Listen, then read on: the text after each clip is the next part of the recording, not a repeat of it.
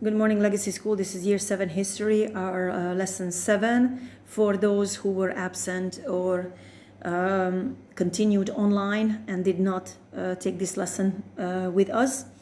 In this lesson, we will learn how Christianity spread in Britain. We will learn about the Danish conquest, and we will be able to speak about the accomplishments of Alfred the Great. So let's revise a little bit. In our previous lesson, we learned that the Romans left Britain in 410 AD. Three powerful Germanic tribes arrived to England. They were the Anglo-Saxons, the Angles, the Saxons, and the Jutes. They are a nation of strong warriors and farmers. They occupied the countryside. They influenced the Britons with their lifestyle, language, religion, and customs. And they create powerful kingdoms in eastern England, with one king each. Sometimes one of these kings became more powerful than others. Then he became a so-called overlord. Modern day, we also learned that modern day English language is based on their language, on Anglo-Saxon, original Anglo-Saxon language. And these people were originally pagan, which means that they were not Christian. They believed in many different gods.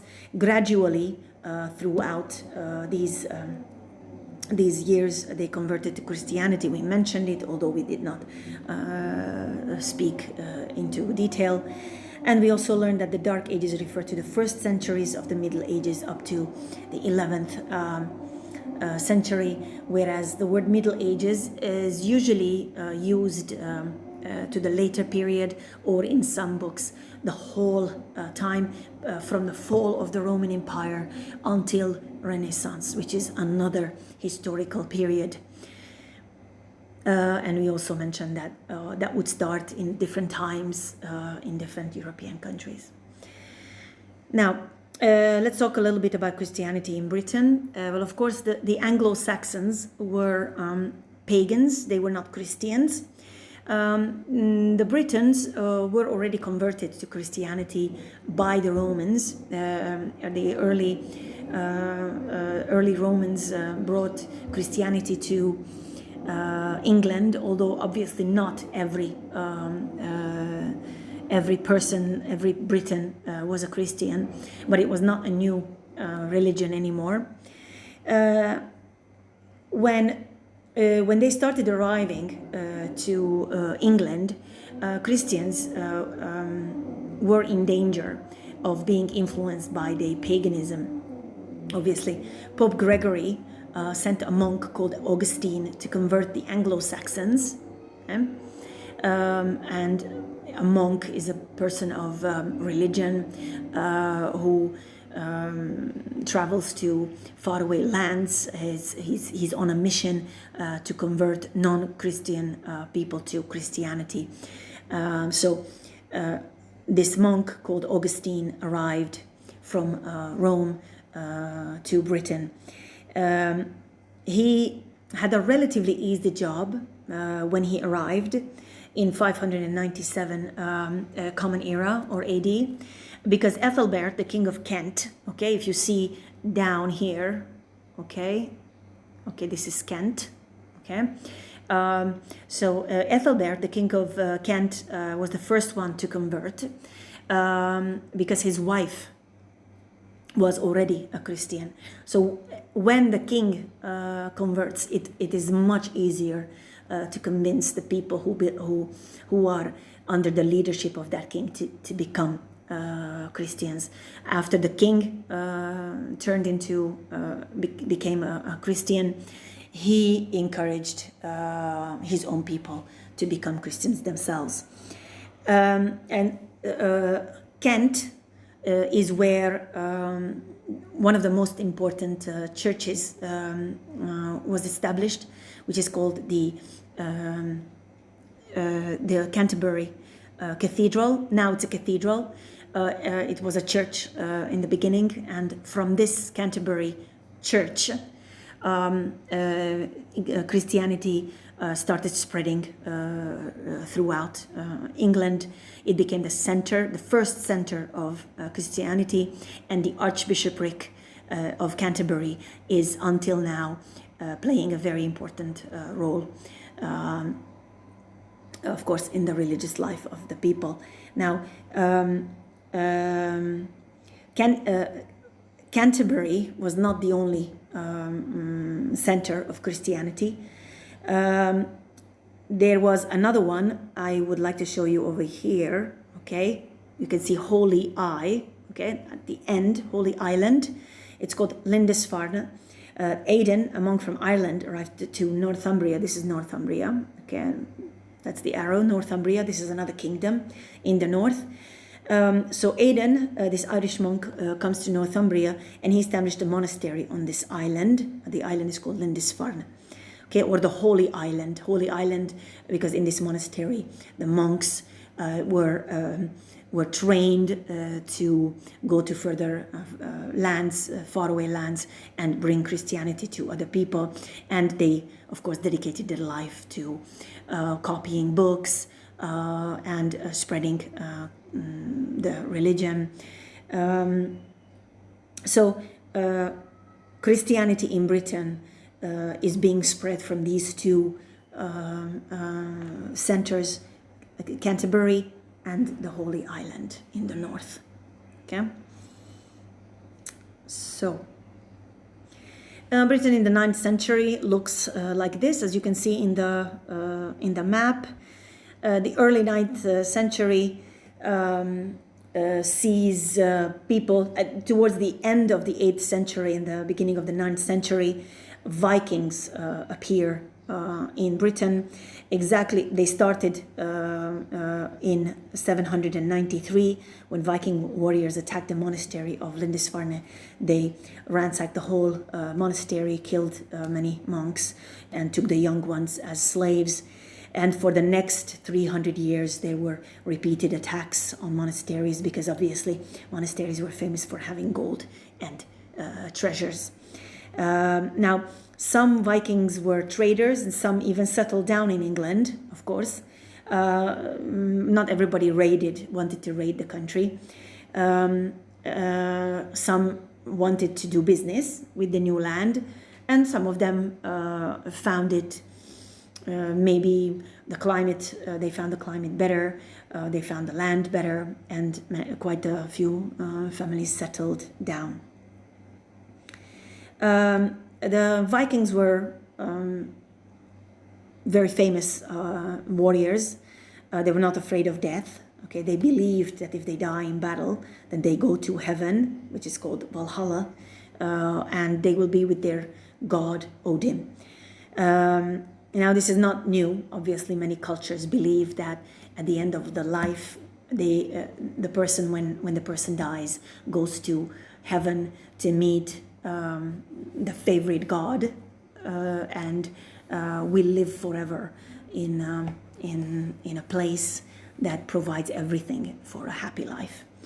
Anglo-Saxons did not really know how to fight the Vikings. They were way too strong and powerful. So they started paying taxes to the Vikings so they don't attack. This is called Danegeld. Okay, this was paid throughout hundreds of years, but even though this tax was paid, the Vikings would still come back and attack coastal villages and towns. Now, later on, the so-called Great Heathen Army settles in York, which is the Viking name of it is Jorvik. It's in East Anglia, and they would attack other parts of eastern England, trying to conquer the whole land. Their army was the estimates between 1,000 to 6,000 soldiers. Now, the only person who was able to stop the raids of the Vikings or the attacks of the Vikings on the rest of the country was Alfred the Great. Obviously, He was the son of the King of Wessex, and he was one of the 5 children of the King of Wessex. He was the only one who survived from the brothers, from the children, and he became King of Wessex in 871 at the age of 23. He was a very young king. Immediately he found himself in the middle of a war with the Danish Vikings. We forgot to mention that the Vikings are, of course, coming from Denmark, what is now Denmark, Sweden, and Norway. So these are the territories of the Viking warriors. So he finds himself in war with the Danish, and he fights for quite a few years. When he finally finds when he defeats them, he makes a truce with them, and according to the agreement between the Vikings and Alfred the Great, Danegeld was to be paid for 5 years to the Vikings in return of no attacks. Unfortunately, Guthrum, one of the Viking leaders, did not accept this truce, so because he wanted to take Wessex for himself, and he continued attacking Wessex. Alfred the Great defeated him, and instead of killing him, he turned him into a Christian. He converted him. Then he divided the territories between the two of them, and one of the parts became as Danelaw, so the land of the Danish. Let's go back a little bit. You can see this part was basically the land of the Danish, or the Danelaw, and you can see Guthrum. This is Guthrum's kingdom, and on the other side is Wessex and the dependencies of Alfred the Great.